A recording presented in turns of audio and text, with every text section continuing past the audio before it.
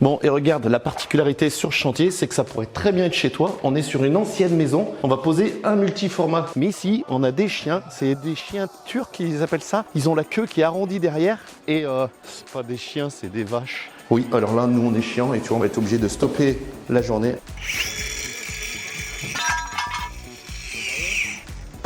Ça, c'est filmé, ça. Bon, aujourd'hui, nouveau petit chantier et toujours en compagnie de mon Jojo. Comment il va, mon Jojo? Nickel. Tu vas bien? Une pause carrelage cette semaine, ça va faire plaisir. Oh là là, est-ce que je peux monter dans ton camion? Ouais. C'est vrai? Je De monte. toute façon, il y a des sièges des housses de protection, t'es tranquille. Ah, Bon, en tout cas, ça fait plaisir. On va attaquer une semaine de carrelage. on ressort les caméras, ça fait un moment qu'on n'avait pas fait de petites vidéos sur YouTube et là, on va se faire plaisir. Ouais, en plus, c'est une pause romaine en opus. Et j'adore cette pause. Ça va, c'est top. Ouais. Et petite surprise là-bas, tu verras, il y a 5 petits chiens qui vont t'accueillir. Oh, j'adore tout ce qui est Ils petit ont et hâte. mignon. Ah ouais, bon, ils vont être un peu pénibles, mais on les bousculera un petit peu. Ok, eh ben écoute, c'est parti. Allez. Eh ben allez.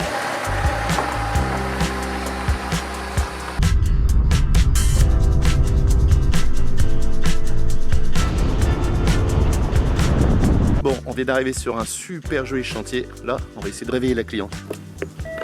Johan, tu m'avais dit des petits chiens?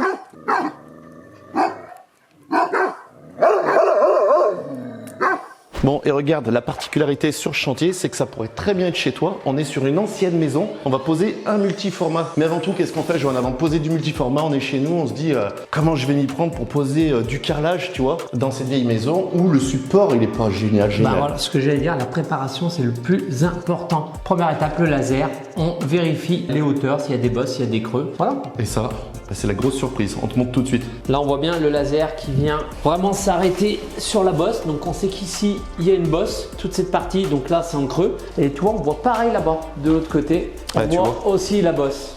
Regarde, ça c'est bien quand tu as un laser qui prend un ras. Eh bah, tu vois vachement bien.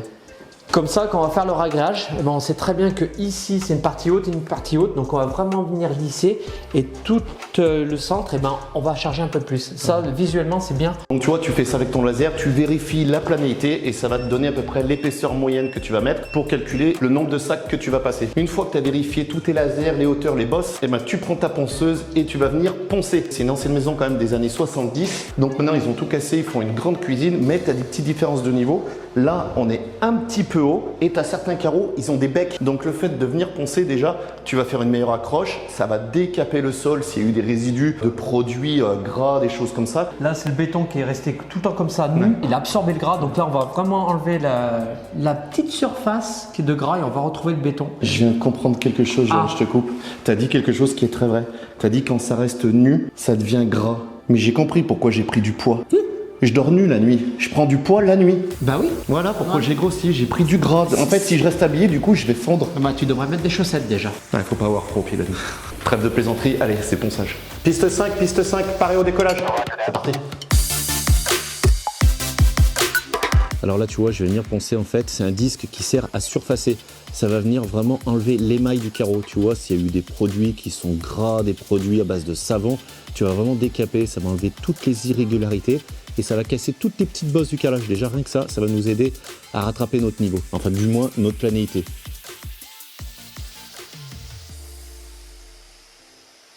Bon, regarde, là on a terminé de poncer, tu vois, on a cassé tout ce qui était petit bec au niveau des carreaux, c'est tout bien poncé. Il y avait une différence de niveau, tu vois, là elle est vraiment déjà minime. Donc là ce qu'on fait, c'est que même si on est sur aspiration, il reste toujours un petit peu de poussière.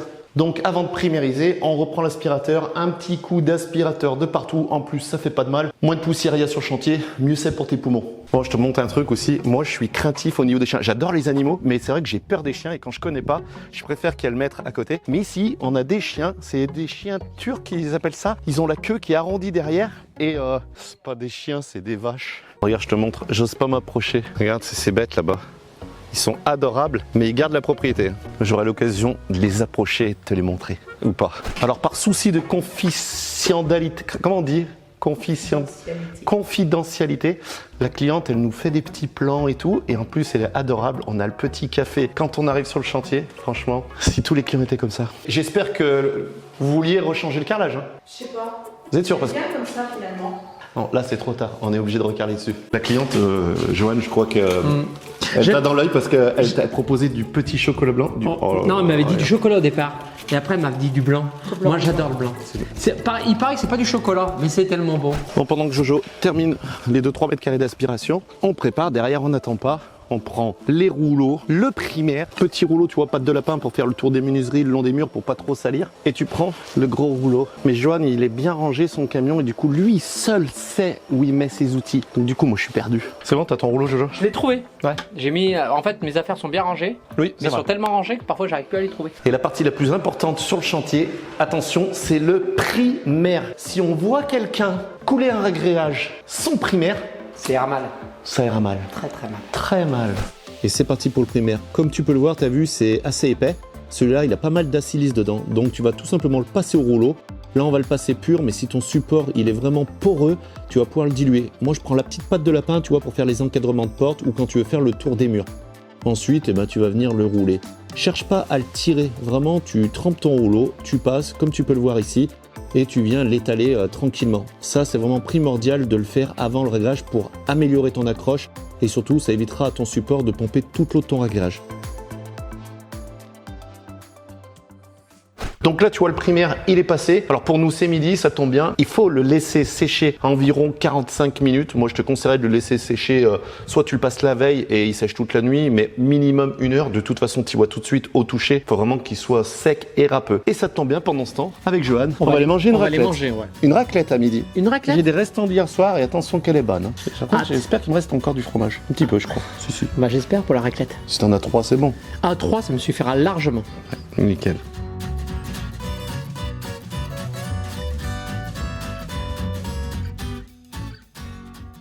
Bon, après une bonne raclette, tu vois, un bon déchargement, ça fait ressortir le fromage.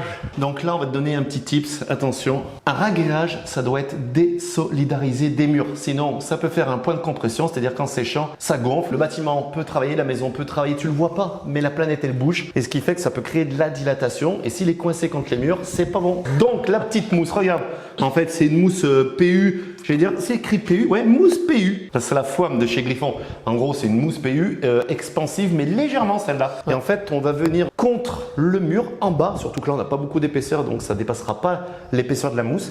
Et tu vas la mettre autour des cadres, vers les portes, autour des petits robinets là qui vont nous faire flic. Mais voilà, et ça va, en séchant, ça sèche très vite. Quand on va couler le réglage, il va venir contre et il va se dire, je suis bien contre la mousse.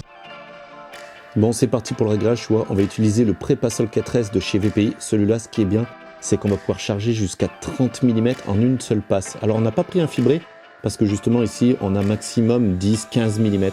Donc, tu vois, il faut vraiment respecter le dosage d'eau. Dans un réglage, c'est primordial d'avoir toujours le même dosage d'eau. Tu vois, on dirait un petit peu une crème anglaise. Donc, une fois qu'il est passé par terre, on va venir l'aider quand même avec une truelle flamandre. Hein, c'est la grande lisseuse que tu vois, pour lui donner un petit peu la forme. Et ensuite, une fois que tu as fait ça, là, tu vois, on vient passer le rouleau débuleur. Ça va servir à quoi le rouleau débuleur? Le rouleau débuleur, il va servir à enlever toute l'air que tu as incorporé quand tu es venu le malaxer. Parce qu'il faut savoir que ça fait rentrer de l'air dans ton réglage. Et là, tu vois, le débuleur, il va venir vraiment enlever toutes ces petites bulles. C'est coulé, c'est terminé. Et là, on va laisser sécher jusqu'à demain, voire peut-être après-demain, parce que c'est quand même un peu humide dans la maison. Donc, on va voir. Regarde comme ils sont beaux.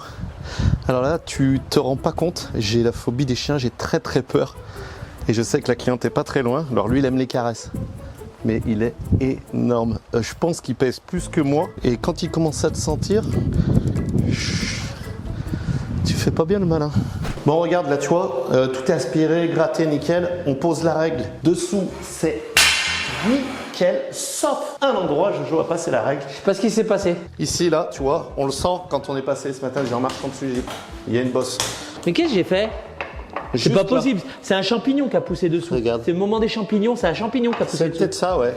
Ça, c'est un cèpe de Bordeaux, ça, c'est certain. Et on voit où ça a séché, tu vois. Là, il y avait une bosse. Donc là, en gros, tu fais un trait. Là, tu lui fais un rond. Et pas bon. Tu vois, ça, c'est pas bien, là. Pas bien. Ah, mais on va penser, il y en a pour 30 secondes.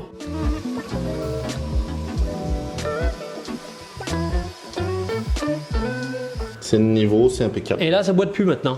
Bon, une fois que la préparation est faite, l'aspiration, tout est prêt. Là, on va passer à la chose très importante, le calpinage. Et le calpinage, c'est quoi? Le calpinage, ça va servir à équilibrer tes coupes visuellement, que ce soit centré si tu as besoin de centrer, que ce soit dans le bon sens de pose. Il y a de la logique, mais il n'y a pas toujours. Parce qu'il y a des moments aussi, il y a l'esthétique que la personne va vouloir. On a tous des goûts différents. Mais là, ça va pas trop gêner parce qu'on est sur un multi-format. 4 formats, c'est-à-dire qu'en plus, qui ne se suit pas. Il n'est pas répétitif ou alors il l'est, mais vraiment tous les 3 carreaux. Donc là, on est sur un carreau italien Novabel. Novabel, ils sont vraiment très très forts dans le carrelage. On adore les poser, ceux-là. On est sur une imitation un peu travertin. Regarde, tu vois, il a un peu de veinage et tout. Il est légèrement structuré. Je sais pas si on voit parce qu'avec le mauvais temps aujourd'hui. Donc là, en format, on a un 40-60, un 20-20, un 20-40. Et on a un 40-40. Et si tu me demandes quelle gamme c'est de chez Novabel, c'est la gamme Lumière Sabia. Donc là, tu vois, regarde, ça c'est le module. Donc on avait avec la cliente qui avait un petit peu choisi ça. Oui, en fait, moi ce que je voulais, c'est que les carreaux les plus longs soient dans le sens de la largeur, de façon à élargir la pièce, puisqu'elle fait que 3 mètres de large. Et non pas dans l'autre sens qui est déjà un véritable couloir de 11 mètres. Donc c'est vrai que c'est long. Là c'est très long et j'avais vraiment plus envie d'élargir que d'allonger, ce qui est normal. Voilà. Bon, ce qu'il faut regarder et qui est primordial sur les chantiers, c'est quand même de prendre le laser ou si tu n'as pas de laser, de prendre une grande règle, une équerre, tu prends ton mètre et tu viens vérifier les équerrages. Là, sur les anciennes maisons, en plus, tu sais, les murs sont souvent tordus. Mais là, vu qu'elle va avoir une cuisine sur cette partie, tu vois, on va essayer de respecter l'alignement de la cuisine pour que devant, elle n'ait pas, tu sais, des coupes tout en diagonale. Donc là, ça m'a l'air quand même plus ou moins pas trop mal aligné les 2 murs de chaque côté. Donc ça, voilà, avant d'attaquer ta pose, tu prends ton laser, tu viens vérifier tes équerrages. On va te montrer un truc qu'on vient de voir. Oui, alors là, nous, on est chiant et tu vois, on va être obligé de stopper la journée. Regarde Jojo, défait le carreau. On l'a posé il n'y a même pas 15 minutes, le module. Est-ce que tu vois quelque chose? Une différence de couleur. En fait, c'est humide. Et tu vois, tu viens pas poser sur un sol qui est trop humide. Et là, au bout de 15 minutes, pour que ça nous fasse le carré, voilà, on le voit bien, ben là, ça veut dire qu'il y a encore de l'eau dans la maison. Et malgré les fenêtres ouvertes, avec la pluie qu'il y a dehors, ça condense dedans, on sent que c'est moite et humide, donc on va laisser 24 heures de plus et demain on amènera peut-être même le canon à chaleur. Bon, c'est parti pour la colle. Comme d'habitude, on utilise la Coliflex Premium 2 de chez VPI. Ce qui est bien sur cette colle, c'est que tu vas pouvoir l'utiliser soit en simple gâchage, soit en double encollage. Tiens, et dites-moi dans les commentaires si ça vous intéresse de savoir tout ce qui est caractéristique des colles, quelle colle utiliser sur quel chantier, parce que c'est vrai, on entend souvent parler de C2S1, C2S2, C2S1 ET ou EG, C1, C2, donc je pense que tu peux t'y perdre. Mais c'est vrai que franchement, si tu veux de la colle passe-partout, celle-là, elle est hyper adaptée.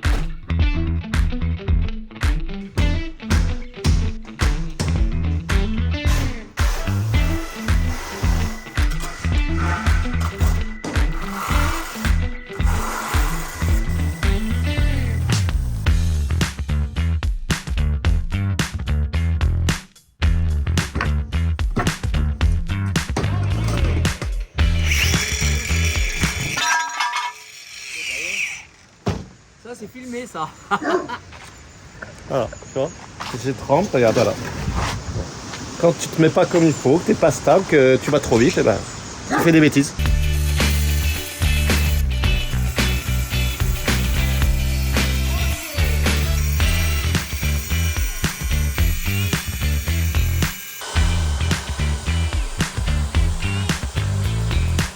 Ça, en attendant, tu vois, on a fait aménager le camion de Jojo avec le système Extrom, c'est génial. Tu cherches ce que tu veux, ça c'est les petites cales, c'est ce que je veux des croisillons. Ça c'est les croisillons, tu prends ta boîte et tu continues. Un camion bien rangé, c'est du temps de gagner.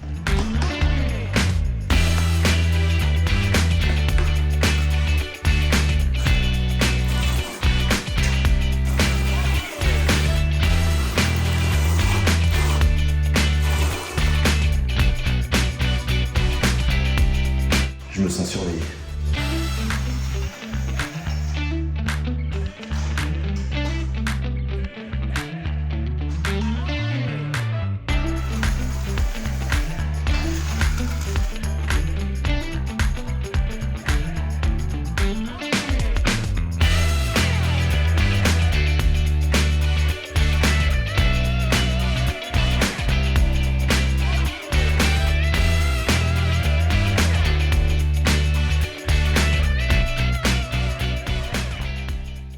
Bon, et bien pour aujourd'hui, on arrête là. Tu vois, tout est gratté, les outils nettoyés. Johan termine de poser lui aussi ses 2 carreaux derrière. Regarde, aligné tout le long du laser. Ça, vraiment, cet outil, c'est juste génial, le laser. Dans le sens où on prend toujours du recul, on regarde nos éclairages. Franchement, on surveille souvent le laser, on le remet souvent. On est au poil de cul. Bon, nouvelle journée. C'est plutôt calme ce matin, donc on enlève les croisions, on peut marcher dessus, on a regardé c'est sec. Et tu vas prendre un petit cutter pour les débords de colle dans les joints. Là, franchement, on a plutôt bien travaillé. On a travaillé proprement parce qu'il n'y a quasi rien à gratter. Bon, le poste de travail est propre, tu vois. Donc là, tu vois, sur la petite longueur tout le long, là, vu qu'il y a plein de découpes, je vais tout préparer à sec. Et après, on fera de la colle ensemble avec Jojo, comme ça, on pourra couler nos carreaux.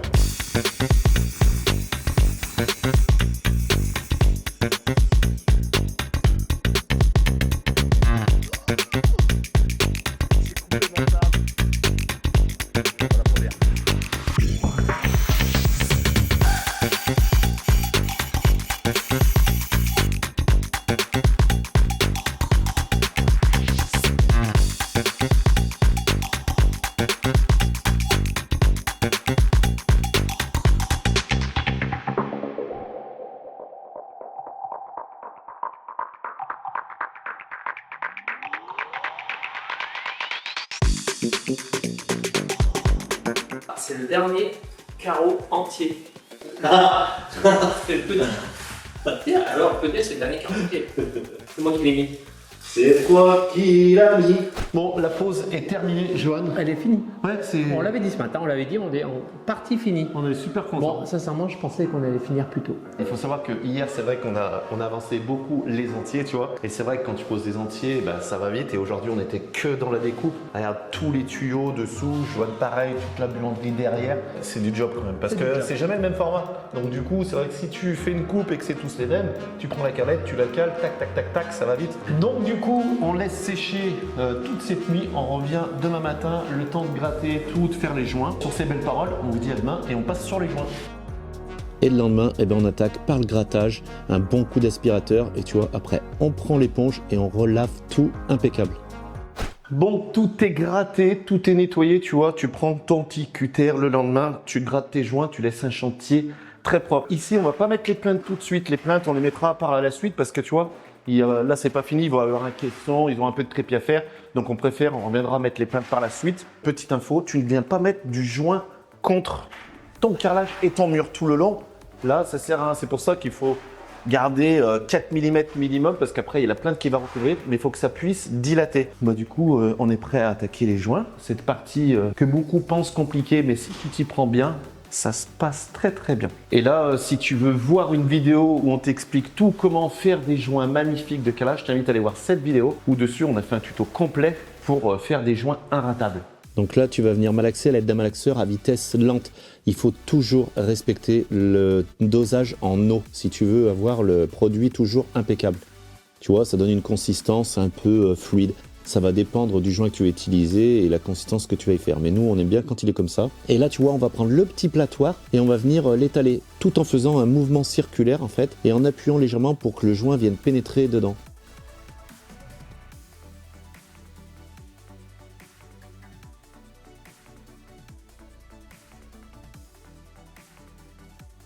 Ensuite, moi je prends la spatule pendant ce temps et je viens faire tout ce qui est dessous, vers les tuyaux, le long des murs, pour que Johan ne s'embête pas. Lui, il va faire la grande longueur. Donc un qui passe, qui fait la finition et un qui fait la grande longueur. Quand t'es deux, c'est vrai que ça va tout de suite mieux.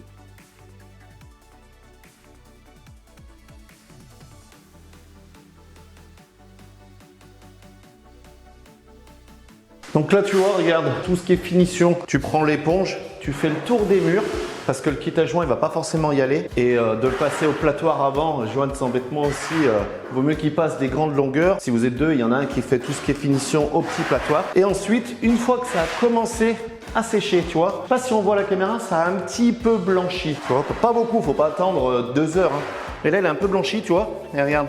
Déjà juste avec les doigts, ça part bien. Donc là, c'est qu'il est temps de venir nettoyer. Parce qu'en fait, regarde, tu vas pouvoir appuyer un peu. Tu vois, mon doigt s'enfonce pas complètement. Ça reste encore mou, le joint, tu vois, mais c'est pas liquide. Donc ça, c'est pas évident de t'expliquer parce que ça va dépendre du joint que tu as utilisé, ton chantier, l'hydrométrie, le séchage de ta colle, de ton joint, la texture que tu vas le faire. C'est tout plein de choses. Donc voilà, maintenant je commence à émulsionner, je te montre les gestes. Et ensuite on rince. L'émulsionnage c'est quoi? Tu prends ton kit à joint, là c'est un qui a presse, mais un rouleau, ça fait tout aussi le boulot. Et ton éponge, il faut vraiment qu'elle soit humide et pas trempée. Et ensuite, tu vas venir émulsionner, c'est-à-dire que regarde, tu viens tourner un petit peu et tu viens dégrossir. Tu enlèves déjà tout le surplus.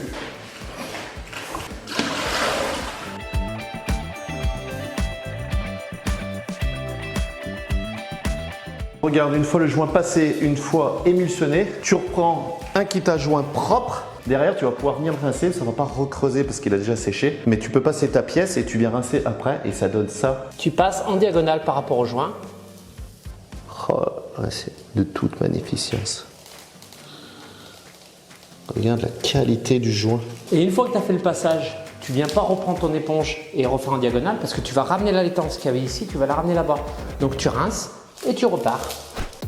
Et c'est parti là, une fois que tu as bien changé ton eau, que tu as de l'eau propre, tu viens rincer tranquillement. Là, il faut prendre le temps de rincer proprement, comme je viens de te expliquer. C'est comme ça que tu n'auras aucune trace, tu vois. Là, tu laisses un chantier super propre. Bon, et ben c'est fini, Johan. C'est propre, c'est classe, c'est beau. Franchement, c'est type. C'est nickel, c'est propre. Regarde ça, c'est impeccable. Pas une trace. Tu pars du chantier, il faut qu'il n'y ait aucune trace. Si une petite trace, il faut vraiment que ce soit une poussière. Non, on est tellement soigneux qu'on marche en chaussettes pour pas remettre des cailloux. C'est vrai. Ah ouais, t'as les chaussettes vertes, toi? Ouais. Ah ouais, moi, j'ai les chaussettes bleues. Chaussettes du marathon de la bière. Ah. Tu vois, Oh là, belle marathon de la tu bière. fais ça, bah t'as les chaussettes. Bon, bah, en tout cas, ça nous a fait super plaisir avec Joanne de vous présenter ce petit chantier en multiformat, parce que c'est vrai qu'on n'en fait pas tous les jours non plus. Non, non, non. En plus, là, on revient d'une semaine de salon. Ça nous a fait du bien de toucher du carrelage Ouais. un petit peu. Bon, ce qui serait bien, c'est un petit pouce en l'air. Ça serait super cool, franchement. Ça fait toujours plaisir, ça. Ça fait plaisir. Surtout que là, franchement, on a fait ça de A à Z, du lundi au vendredi, en sachant que le mardi, on a vraiment respecté les temps de séchage. Donc, on a fait aux petits oignons. Voilà. On a tout respecté. N'hésitez pas à vous abonner, à cliquer sur la petite cloche de notification pour les futures vidéos. Et ben nous, en attendant, on vous dit à bientôt. Mais il y a le dépôt qui nous attend et je crois qu'on est vraiment à la bourre. Oh, 1 an et demi. Tout petit peu. C'est pas la bourre.